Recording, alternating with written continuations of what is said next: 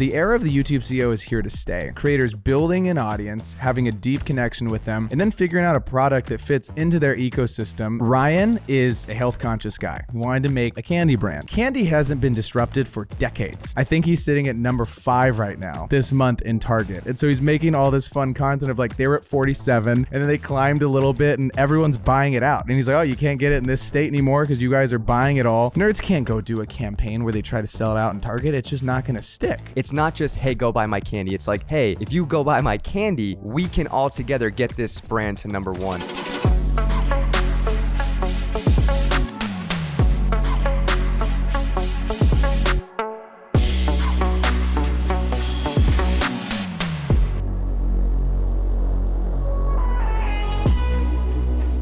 Ladies and gentlemen, welcome back to episode 127 of the 505 podcast. We got the one-handed crack and I'm feeling good. You're feeling good? Ooh, right there. Yep, right here.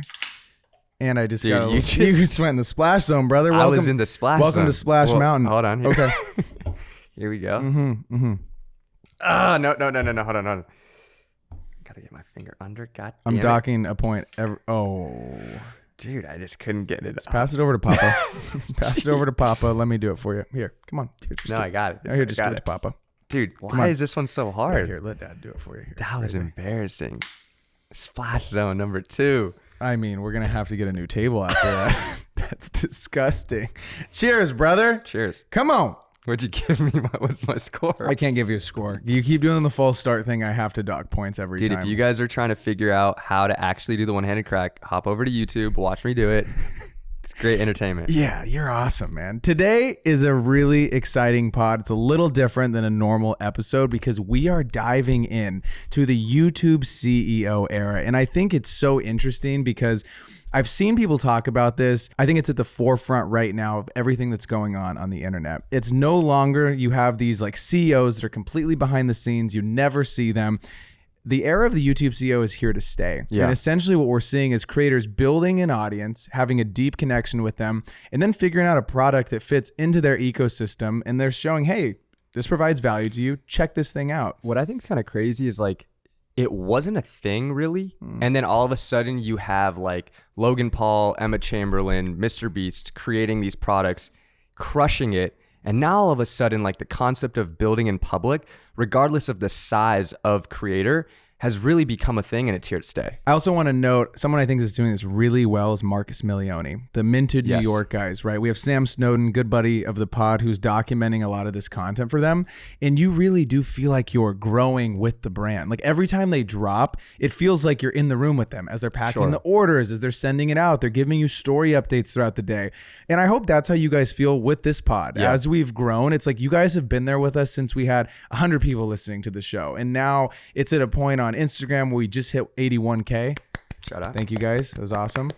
But I feel like you guys are with us and you've been with us since the very beginning of the show. And so many of you I've talked to as we've grown, and it feels like we're on this journey as a team. Like we're going at this together. It's not just the 3 of us, the 4 of us with Nick now. It's like we're going at this with you guys together, and you get to see this growth in real time and what is going on behind the scenes as we film in 505, as we make the content in 505. So you would say we're building in public? I would say we're taking our own advice. And I love that. We're building in public. You know, it's funny. You bring up Minted New York, and it's Marcus actually isn't one of the creators that we have listed on our list.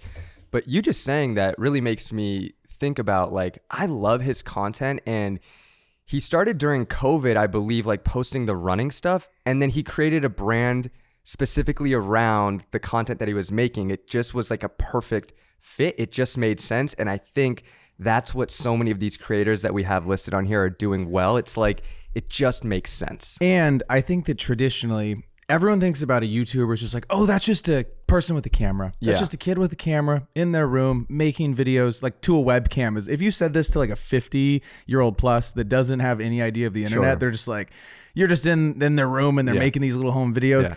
That's just not how it is. YouTubers are very intelligent people. They're creating these insane stories. And right now, more than ever, I think that we're seeing a very calculated storytelling route that leads to these brands. It's not just like, oh yeah, we're just throwing together a video. And as we've broken into YouTube and started to dive into it more, I'm realizing how important the pre-production is for a YouTube video. Totally. It's not just like, oh, let's take the camera and let's go out and film. We're scripting them like we do the ads for our business. And so you see that route of what we're doing on a really, really little scale. And you can only imagine what it's like for the Mr. Beast Productions, for Mark Rober Productions, for all of these different brands that we're going to break down today. And I think there's something, though, that you guys can take and put it into the things that you're doing. Because all these examples that we're going to give to you today, these are people that are at the tip top of their game. It might feel a little bit overwhelming if you're just like, I just got a camera. I maybe want to do this full time one day. I think that you can take many things from the people that we're going to tell you today, put little things into the things that you're doing that eventually will allow you to maybe leave your job and start a brand for yourself. And I think you have to kind of rework what success looks like for you. If you're at a job and let's say you make $100K, you make a really solid salary, cool. You need to make $8,000 a month from this other business. And you need to think about what you're interested in, how you can provide value to a specific group of people, and start to create content around that stuff, around those things that are interested to you. And you'll be able to do this at a little scale. And then slowly you'll build it up. And maybe one day you'll be on this list that we're reading on the pod. I also think that like if you want to create a business, regardless of if you're a creator or not, I think the building in public strategy is it just works so well. There's a coffee brand by the name of Poor Boy Coffee, I believe is the name. They're not even on this list, but he's just done such a great job of being like, I'm trying to build a coffee brand and cafe from like the ground up. This is my story. I'm going to share super transparently like the numbers that I'm doing and the whole like start to finish process. And when you do that and you build in public, the audience is far more likely to buy from you and want to support you because they're invested in your story. There are 5 key points that we do want to touch on today that we feel like all of these creators that we're going to be mentioning are doing super well. So the 5 key points, the first one is transparency as a strategy. By showing their audience behind the scenes content, creators build deeper trust with their followers, which is what we talked about. And it's funny because when we first did our merch line, we did it like you and me packed all the orders, right? When we couldn't get them out to you guys, I think that so many of you were like, I wanted you to get them the next day. I want to be Amazon. Okay. I want to be Amazon, but we couldn't do it. We were waiting on our shipper and they messed something up. And I really just appreciated the connection that we have with all of you because you guys were super chill about it. And when I'd email you, you'd be like, yo, thanks for letting me know. I want the shirt, obviously, but like, we appreciate you letting us know. We're telling you guys on our stories, these things that we're messing up on. And I just don't think you get that from like Amazon or from any of those huge brands. They don't care about you. You know, it's like, I feel like and I think Christian Guzman, who is on this list, does a really good job at this because when people are hating on like a fit, he just goes on his story and is like, you guys don't like the fit? Tell me what you want. Tell me what you want different about the cut. And he's like, oh, I would go for this size. And you just feel so much, there's just so much transparency there. Totally. They're like, hey, I want to make this the best thing for you guys possible. And if you invest in it, thank you so much because it helps us build this awesome thing that you guys are also a part of. Chris Do talks about this on the podcast that we did with him. You hear the word authenticity being thrown around a lot, but he really broke down authenticity as being transparent. Everyone can show up on social media when they're having a good day and things are going well. But are you willing to be transparent with your audience when you're not having the best day or like shit hits the fan with your business? How can you bring that into your content and share that with your audience and make that a part of your story? And number 2 is audience engagement. So showcasing what it is that you're building, asking people for feedback.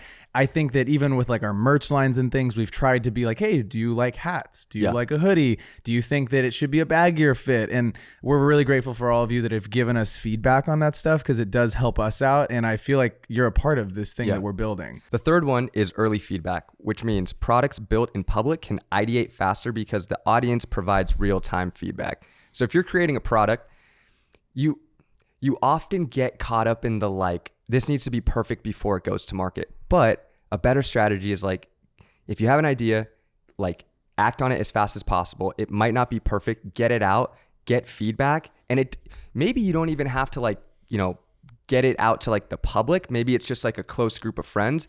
Get that product out, get some feedback, and then ideate, and you can make it better as you go. So how do you create relatability? That's point number 4. How do you do that? It's when you can share your failures and the things that you're struggling with, the things that you are facing challenges with, and bring that into your content. We kind of just touched on it, but it's like bringing that authenticity and that relatability into your content and not being afraid to show your failures.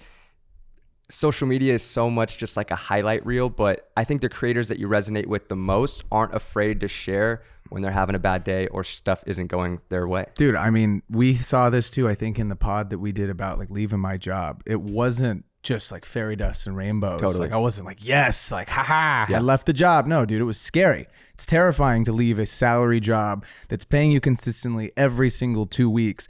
And I hope that that was like enlightening for some of you who are like, oh yeah, like stick it to the man. It's just not like that. There's a lot that goes behind those decisions, saving up a certain amount of money, making sure you have consistent clientele coming through the door. And I think that as you guys progress in this and you share more of your journey, that's how you're going to connect with more people. I think when there was such a big flip in the content that I was making, because originally it was like travel focused, and it's most of the travel content, like we can be real about it. It's like, it just looks cool. There's not much like, hey, I'm in a beach in Ibiza, dude. It's like, cool, but that doesn't really help me. Sure. So I think that shift in the content of showing the things that I was trying to do and talking about them, whether it be positive or negative, I was able to open up so much more dialogue rather than like, dude, that's a sick beach. Yeah. That's a cool beach. It's just not the same. There's just so much that you're able to communicate with and chat with people about when you're sharing more of what you're trying to do and the success and the failures that come along with those things. Similarly to the sentiment that you got with your leaving the Lakers job, when we put out the podcast of me quitting Loud Luxury and I shared like all the stuff that I was struggling with, I've never gotten more messages from a single piece of content than that. People were like, dude, I had no idea you were going through that, or I'm going through that same exact thing because I'm also on tour, and like, it's just so refreshing to hear somebody else talk about it. Yeah. Because it's so easy to see that I'm on tour and I'm shooting concerts every single weekend. I'm in a club. It looks incredible. But you often don't see the behind the scenes, like what it's really like. Yeah. So I would recommend that you guys share these things that you're going through. And it might feel really weird. It's funny because I was talking to someone about this the other day. I've been creating LinkedIn content as of these last few weeks, and a lot of people have an idea of what LinkedIn is and the people that create content on LinkedIn. And I'm just like ripping the Band-Aid and just making the things that I want to make on there. And I don't feel weird about posting on there because it's like, this is me. If you don't like it, goodbye. I don't care. If this hopefully this finds the right person and it provides value to them. And if they find it interesting, they'll stick around. Going back to our third point of early feedback, your first post, you were like on cloud 9, it banged. Next day, Brayden's like, nah, dude, I just got 2 likes and it failed. It's all good. And it's all good. But that's a new platform for you. And you're just creating content and you're getting feedback in real time. So you're like, okay, let me post a bunch of stuff. And once I post enough videos, I can, see and break down what did well and what didn't and figure out why this did well, lean more into that, and go from there. The last and final point is content as a marketing tool. Content should be your main marketing tool if you're trying to build a business, whether it's like a physical or digital good. It's free to post content. So free. Like it needs to be part of your marketing strategy. And it's so interesting because all these people that we're going to talk about today, you could be sitting on the other side of this video thinking like, these people have millions of followers. And you're right. But there was a point where they didn't. And none of these people are overnight successes. They've all grinded their asses off for years and years and years and years to build this deep connection with their audience. And when they put something out to the market, it's something that they believe in. And so whatever it is, whatever level it is that you're at, you need to just think about showcasing this content, providing value to that group, and like it's going to get better over time. Your product's going to get better and your content will get better, but you can't get better if you're not starting. You bring up overnight success. I heard a quote, there's no such thing as an overnight success. There's only such thing as an overtime success. I love that. I love that. That's good stuff. So you only lose if you quit, Keep going. You might not be where you want to be the first video that you post. It might not go viral, but like if you keep at it, slow growth is what you want to do. All the creators that we're going to talk about today, they're creating like some of the highest quality YouTube content. We think that like if you can, YouTube is where you should focus your attention. Like if you can garner a deep audience on YouTube, like that's the holy grail. If you don't have the means to be creating like 10 to 15 minute long YouTube videos, start with social, start with vertical content, like lock that down, figure that out, and then you can move to YouTube. But I would urge you to like, if you can get to YouTube, which is how we're structuring our strategy now, is like, We brought on Nick full time so that we can go harder at YouTube. And think about yourself, your brand, anything that you're doing, not as like, oh, this is a clothing brand. No. This is a media company that happens to sell clothes. This podcast isn't just a podcast. This is a media company that happens to have a podcast and happens to have YouTube content. Like at the core of it, it's media, it's social media content, and it's on vertical, it's on horizontal, it's on audio format. And even with all of these brands that we're going to tell you about, like Christian Guzman's Alphalete, yes, it's a multi-million-dollar clothing brand. Yeah. That is a media company because it started on YouTube. And that is the reason why there are all these customers that originally it started on YouTube. And now it's like he's gotten to a point where I saw in a video where he's like, people don't even know that I own the brand. It's gotten bigger than him, which is awesome because I hope one day we can be outside and see a piece of clothing that's hopefully ours. And it's like, they're like, who are you guys? I'm like, never mind. Made that fucking hoodie. Made that hoodie you're wearing and it's all good. Before we get into this episode though, I want to tell you about the sponsor of today's video. It's Motion Ray. So there was a time period, dude, where I was in college and I needed a motion graphic to be made. And I remember I opened up After Effects and immediately crashed my computer and it's all good. And I couldn't even run the damn software. So I found this kid in my dorm and I was like, hey, do you think you could make me a motion graphic for YouTube? And he's like, it's going to cost you something. And I'm like, okay. And he's like, Chipotle. And I'm like, deal, brother. So I went and got a Chipotle bowl, came back. It took him like a week to do it. It's very hard. I was watching him in his dorm, like crank all these different assets and modules together. And instead what we could have done is use Motion Ray and it would have taken us 1/10 of the time. And we have graphics, sound effects, stock footage, photos, you name it. They got it here on Motion Array and amazing music. One of my favorite ways to use Motion Array is like the text in the lower thirds. If you're making social media content for brands and like either you're featuring someone on like a talking head, you can have a really cool looking graphic of their name, their Instagram. If they're talking about something and you want to list points, you can have really fancy looking text. Those little things are what take your content to the next level and really like elevate the content that you're making. 100%. Now, this takes us to creator numero uno. Who is it? We got Ryan Trahan. I am a huge fan. I've been watching all the stuff, all the YouTube videos, all the shorts. I'm bought into Joyride. I went to Target and bought something. Really? Yeah, I did because I want to support the guy. I need to do that. I hope he gets to #1. So this is very interesting. As Ryan makes videos with his phone, I don't want to hear any excuses from you guys about like, oh, I need this camera. He's got millions of subscribers. He's using his iPhone. That's it. He's using an iPhone and a little mic from Amazon. It's wickedly impressive. He's an insane storyteller. Ryan is a health conscious guy, right? He wanted to make a candy brand. Candy hasn't been disrupted for decades. No one's disrupting candy. It's the same few nerds. It's like all those classic companies that we all know and like to eat, you know? I would just say off of that, like I didn't even think it would be possible to disrupt that industry because of how big they are. And there's like 4 major players who own like all the little candies. All of them. I thought they were all like individual their own brands. Individual brands. No. Yeah, it's same thing in the drink market, which we'll get into a little bit later. But Ryan is going up against behemoth brands. You're going up against these companies that have never been touched. And so it's interesting because he's promoting, he saw an issue in the market. He wanted to make a healthier candy that still tasted good, and it does taste damn good. I like those little strip things. They're fire. But it's interesting because he isn't just having to rely on TV ads like these other brands or being a legacy brand. A lot of them don't even make as many ads as you would think. He's making this content on YouTube for free $99. And every single short, every single YouTube video is getting millions of views. And it's funny because I watched his latest video this morning before we recorded the pod, and it was about him trying different Airbnbs in every category. And every night when he's getting into bed to watch a movie, he pops open Joyride. And so it's such a seamless fit that you're like, oh, let's go. You want to root for him. You want him to go up against these big players. And Target gave him a bottom shelf of the aisle. So like, no one's buying from the bottom shelf, dude. You're looking at eye level, right? And it's funny because he was like, unless you're like, 1'1", you're not really going to see my candy. It's not going to be like popping.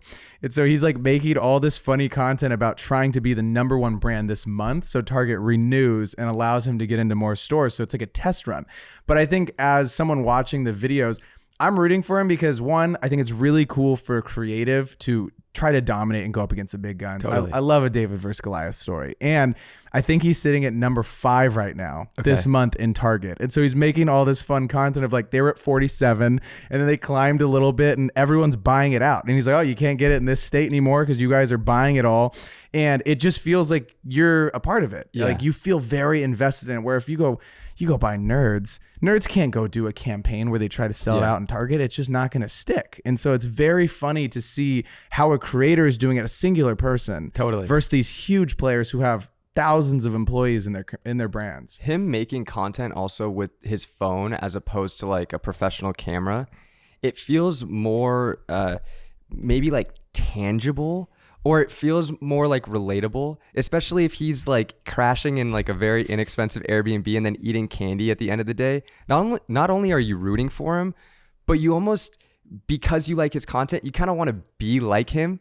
And so you can feel as though you are him by eating his candy. Yeah, it's super interesting. He also, like, most of the candy brands are pretty crappy for you. Sure. And so this is like a plant-based candy brand, less sugar than the average company, and it still tastes good, which I think is really hard to do. I would tell you guys if it sucked. I'd let you know. It doesn't. It's really solid. And it's just, I think, a masterclass in marketing. Like one of his videos that he did for his shorts, he was like, most of the companies have like a mascot, right? And he was like, we need to figure out what this mascot's going to be. It has to embody our brand. And someone had like posted, maybe his name's like Larry or something. Okay. It's so then he like sketches out this mascot, and now it's like Joyride, or no, it's Jerry. It's Joyride Jerry. Okay. And so Joyride Jerry is just there like hanging out in the content. It's just funny to have this other thing that can market the brand as well. It doesn't just have to be Ryan. Going back to how you were saying that he's trying to get his candy to be number 1 in Target, you're incorporating your audience into your like brand strategy and the marketing. It's a game. It's like, hey, I need your guys' help. It's not just, hey, go buy my candy. It's like, hey, if you go buy my candy, we can all together get this brand to number 1. And if you can bring your audience along the ride and like incorporate them into your journey, that's where you'll see success. 100%. I hope Ryan wins. I hope he gets to be number 1 in Target. I'm rooting for him. I'm going to go buy some after the show. Who's creator number 2? Can I? Oh, yeah. Can I Venmo you? If you're going to Target, I'd love to like get we some. Can. I'll get you. Or maybe we should go together. Should we go on a little group trip to Target? Support Ryan. Yeah, I love that. Who's creator number 2? Creator number 2 is Mark Rober, who's creating Crunch Labs. Wow. Okay, so Mark has a YouTube channel. He's an ex-NASA engineer. I believe this YouTube channel has 53 million subscribers, and I want to double check it right now. Let's see. If he worked for NASA, while you check this, if he worked for NASA, 57.3 million. That's crazy. I would love to ask him if he knows if aliens are real. He for sure knows. Right? If you work for NASA, I feel like you probably know. Well, I feel like, don't you feel like you'd get bored at work one day and then you're just like, let me go see what's up here in this telescope. Like, I got to go use this bathroom. Oh my God. I thought it was to the left and I went to this other room to the right. To the top secret room. Yeah, so he was a NASA engineer for 9 years, which is insane. And now he's making content around really fun things that revolve around science and engineering. And he built a business off of this that's called Crunch Labs, and it's a monthly subscription service. And every month they send you like a different box that you can build something, and it's some type of engineering thing. Like one of the things was like a rocket launcher little thing. How fun. It's for kids. It's really cool. And they're like $30 a month. But in the first 6 months of creating their product, they had over 100,000 subscribers. I'll let you guys do the math on that. Not too bad. Seems like a good number. That seems really solid. And it's interesting though, because all of the stuff, he is building it into the YouTube videos that he's creating. And so it's not just like, oh, buy the damn thing, buy Crunch Labs. It's like, hey, we're going to make a huge version of this. And then you could also buy the little version at Crunch Labs for $30 a month. We were watching the Dude Perfect robot battle. My gosh. And so this is an example of like the level of content that he's making is so high. Yeah. Like it's top 0.1%. Yeah. So like you guys probably won't be able to make that crazy of a level. Maybe you will. From the start. But him making that crazy of content, like at the end of the day, whether you buy his product or not, like you're getting an incredible piece of entertainment and content. And it just so happens that he's like, hey, if you like this, would love if you like subscribe to my brand and my company. Like the worst marketing you can do is like begging people to buy it or like just telling them to go buy it. If you can make an incredible piece of content that's just at the core entertaining, and then you're like, hey, if you like this, I also have this brand, would love your support. That's such a more like authentic and relatable way to promote your brand and business. We've talked about this before too. You can either educate, you can entertain, or you can inspire. And he's doing a mix of like edutainment, where it's like educational because he knows a ton. Guy's wicked smart. He's an engineer. But then it's also fun and playful. And you also get to see everything that they're doing in this ridiculous warehouse. You see how they're building this stuff, and the engineer team is grinding on making new products every month. Like that's a crazy, and I don't know if he's made content like this before, but it would be so interesting to see zero to product launch for one of those things they're building. Cause it's like, they're building it in a month. You know, that's you're cranking these out consistently. It's very interesting stuff. And the scale of what he's doing it at now is something that you look at it and you're like, how did it get that big? But go back to those earlier videos and you can see the growth and the progression of the things that he's doing. Also, the fact that he worked at NASA helps him build trust with his audience, right? He's making content around engineering and his business is like engineering for little kids. Very similar to what we were talking about at the beginning, Marcus with Minted New York. The reason why he's been successful building like a fitness apparel company is because he's actually about that life and running miles. You know what I'm saying? Like definitely. These creators are building businesses around just what they do naturally already. So it's a natural fit. It makes sense, and you naturally build trust with your audience. So they're like, of course I'm going to buy a fitness apparel brand from the guy who's actually like running marathons. And of course I'm going to buy the engineering brand from the guy who worked at NASA. It's important to build trust with your audience. Mark is making STEM cool. A niche that primarily you're thinking like, oh, these guys are in lab coats, and they're like, no, dude, he's getting all these kids interested in a really cool industry. We need more doctors. Let's get some more doctors and engineers out there, dude. You're gonna do a little pivot? Career pivot? I didn't do so hot in the bio and the chemistry stuff in college, so I don't think I'm going to. But I think that all of you that are listening to this right now, I hope this is just moving bells in your head, because there's something out there that you could create. A candle brand, if you're into that kind of stuff. You could create a men's line product. And if you think about these creators that we're talking about, there's things that you can break into the things that you're doing, whether it's you save a little bit of money every month. Let's say you put $100 aside. At the end of the year, you have that investment and you can pour it into this awesome passion project and just see where it takes you, you know? And I want to see the things that you guys build, hopefully off of this episode. I also think that it's important for you to build a business.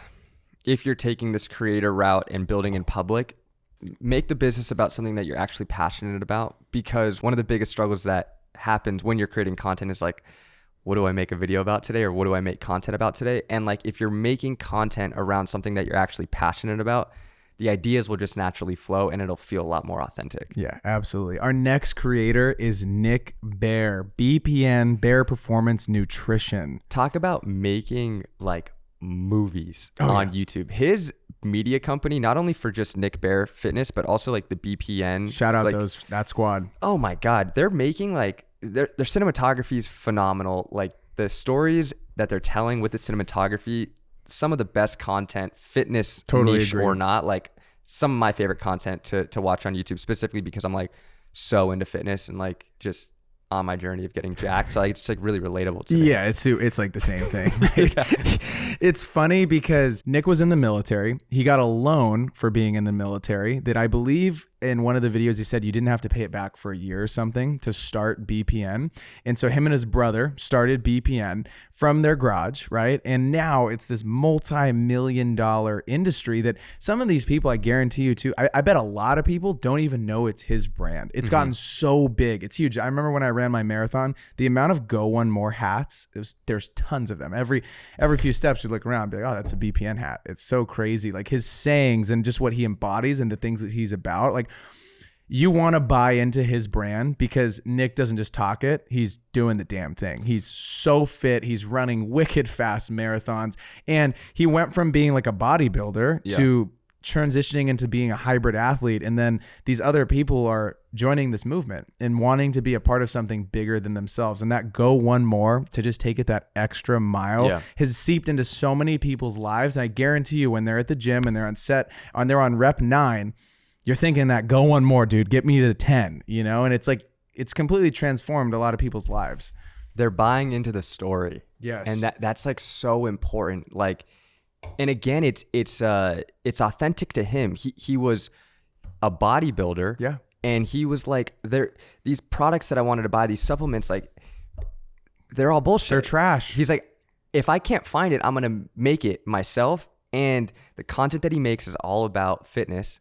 So it just like, you see him, he's fucking ripped. He's bodybuilding and also running like sub 3 hour marathons. Ridiculous. You're like, I need to get what this dude's on, and it's BPN supplements. But you're buying into the story. You're right. Like, he has this intellectual property that he's brought into his content. You're able to, you know, make merch around it. And it just makes people trust you more when wanting to go, like, for me, right? If I wanted to go get protein or creatine or whatever he buys, or gels, if I'm running, like, I use those Go gels. Like, if you're like new to the fitness industry, or even like if you're in it, like, if you're consuming his content on a daily basis, he's going to be front of mind when you go to purchase your supplements. Yeah, it's a perfect product fit for the things that he's creating content on. And it's so seamless because he's at the gym. He's like, oh, let me get some carbs, BPN carbs, puts him in the little shaker bottle. And it's not like, you don't have to stop your content or make a different, you know, segment in your YouTube video to be like, oh, I'm going to stop this video and tell you about this like supplement that I'm using. It's just like, no, I'm at the gym. Of course I'm going to make it. And it's not a hard sell, which is like the best marketing. The BPN team has also done a great job at including everyone in on this journey. It's not like they're just like, oh, you feel a part of it. No, they're doing run clubs. They're doing these community events where they're giving out a ton of their stuff. Try it. Let us know what you think. And it's turning into so much more than just a supplement company. It's turning into a movement. And when you have people bought into the mission of your brand, and another example of founder-led content. Yep. Nick is in the stuff. You see the documentary daily. It's like a daily documentary that they're putting out of like, oh, our CEO just went and woke up at 6 a.m. He's running God knows how many miles at the most ridiculous speed. Now he's going into the office. He's got to record this podcast. Now he's got to do his midday workout. Like, you feel like there's so much transparency there. We've said it in like all these people, but like, you are seeing it daily. These habits compound, and the work ethic is there. The content is there. The brand is there, and the community is also there, and they're bringing them into these things. And the community, it then makes people want to post on their own social media. So then you get marketing content that isn't just from him or BPNs like themselves. It's like, because people feel bought in and feel a part of the story, they're inclined to, when they're taking the BPN supplements, to like post it on their own social media. So then the marketing just compounds because other people are posting it without you having to ask. They're just naturally doing it. And Nick isn't this guy that's like the quick overnight fix. Like take the carb thing, you're gonna be jacked tomorrow. He's like he's the definition of like chop wood, carry water. You're chipping away at this stuff every day. You're getting 1% better. You're doing your outdoor workout, or you're lifting your weights that day, and you're like on this mission to just better yourself. I feel like I'm doing an ad for every single person on this list, but it's not sponsored. None of these are sponsored. I'm just wildly impressed though by all of the content that these people put out and the messaging behind the things that they do. Absolutely. And like, I urge you to stop right now and take out a pen and paper and just think about the things that you're interested in and how you could provide value to a certain group. Like, maybe this is like our little halfway point where you think about the things that you enjoy, what would make you really happy, things that maybe you've hated that you've tried. So that's our list that we don't go down. And we think about how we could provide content on these various different topics and what those different buckets could look like. And maybe next week, maybe tomorrow, you get in on it and you start making content about that thing. I would even take it a little bit more meta. Come on. A step further is, tell me, if you guys are creating content for businesses or other brands, right, on a monthly basis, if you're making social media content, like, talk to the fucking CEO of the brand that you're working with or the business that you're working with, and take what these big creators are doing, building in public, and how can you incorporate it into these brands and help these businesses build in public? Because it's clearly working for people at the biggest level. Like if you can bring that into the content that you're making for these businesses, or if you have a discovery call or like you're pitching yourself to a new client, maybe that's a way that or maybe that's something you bring into your pitch that they're like, oh, I didn't think about that. These are all case studies too. Yes. This is like a perfect example of like, hey, why the heck aren't we doing it? And if they're like, oh, we don't need to focus on it. It's like, oh, it's crazy because we're missing out on a lot of growth for this brand. Yeah. Who, our next one of my personal favorites. Kind of look like him. I've been told that. A little smaller. I feel like very similar in size and stature. Maybe a lot smaller. Kind of like the same build. Yeah. Same chest shape. Yep. Yeah. Christian Guzman, Alpha Elite Athletics. That gym, I've yet to go to it, the new one. I went to the one where it was like littler way back in the day. Okay. They used to be at like a smaller spot. I haven't seen Alpha Land, but he's built the #1 biggest, best gym in the world. Like this is the mecca of fitness. Like this is crazy that he's built this thing. And it was off the back of a YouTube channel. And I felt like when I was in school, I was right there like with him on this journey. And I think that's why so many people, like I remember when I actually met someone that was in my fraternity in college. I met him at the gym. We were both wearing like an Alpha Elite tank top. And we kissed right after we saw the tank top. Yeah. Deep V. Yep, deep V cut. But it was funny because I remember seeing this person in the gym. I'm like, oh, you do watch his videos? And he's like, yes. And it was like this instant connection with someone that I'd never met before, purely because we resonated with this guy's story and we were trying to better ourselves in the gym, trying to get more fit. And he like, we had like the same thing. He was like, he was a bigger guy. And he's like, I've slimmed down by learning from his videos. And I was really little and now I'm huge, right? Because I've watched the videos and stuff. You get what I'm saying? Yeah.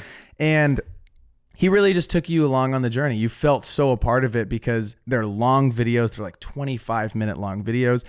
And you saw the quality completely change over the years. Like they were always trying to get better with every drop. And going back to the transparency that we talked about earlier, if someone's talking shit about one of his products, he just goes on IG and just talks about it. He's like, hey, Michael #7-248, like, I understand you hated that tank top. I think we're trying to make this fit better, or this is the reason why it maybe didn't work out for you. Message me back. I'd love to chat with you. And I think you don't ever see that from CEOs these days. They don't do that. They don't care. They're just like, most of them are probably profit hungry pricks. And you just don't get that level of transparency or conversation to be started. And like, I think it just goes to show how much he cares and how much everyone on this list cares about the products that they're building. It's like they really are trying to make our lives better. And like, it's just really cool to support someone that's doing things like that.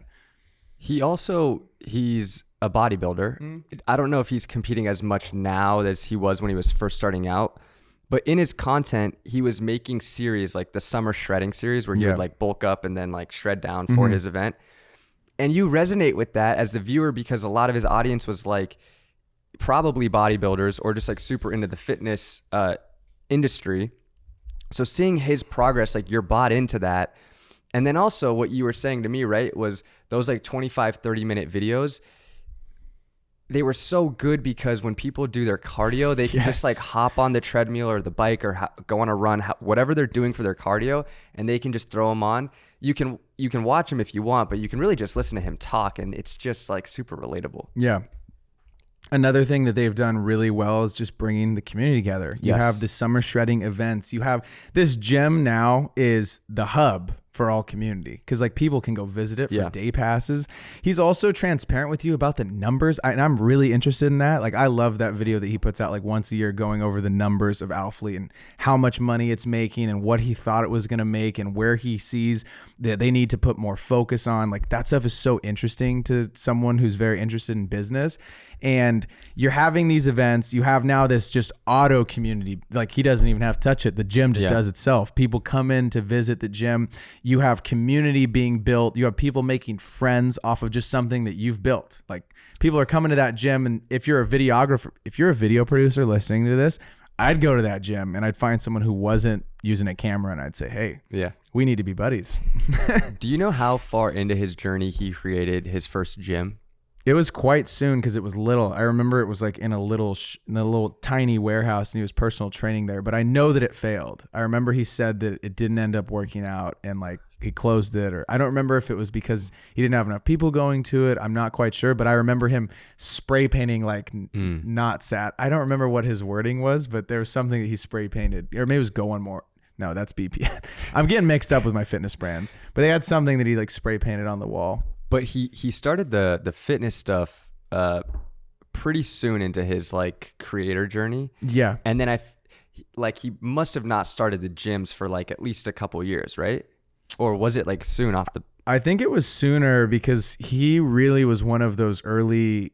is like one of the OGs in the fitness side of YouTube. Like one of the first few that I can remember. Okay. Like it was like Steve Cook, him, Chris Jones, Beast Mode Jones. Oh my God, yeah. Forgot about Chris, dude. There's a lot of them that were... There was only a few though that were making higher quality vlogs that were... Those guys were very fit. Yeah. And you were learning a ton with their... They do like, oh, come to the gym with me basically. And then you're learning how they're doing all those exercises. Well, regardless... He started the apparel first, then did the gyms, and then he like brought on the competitions, and now he's got this whole like empire. The ecosystem's crazy. Ecosystem for sure, but like start with one thing, nail it, and then kind of move to the next. I feel like when you're starting a new business, you almost have like this shiny ball syndrome where it can be easy to be like, oh, this new thing is new and shiny and I want to go do that.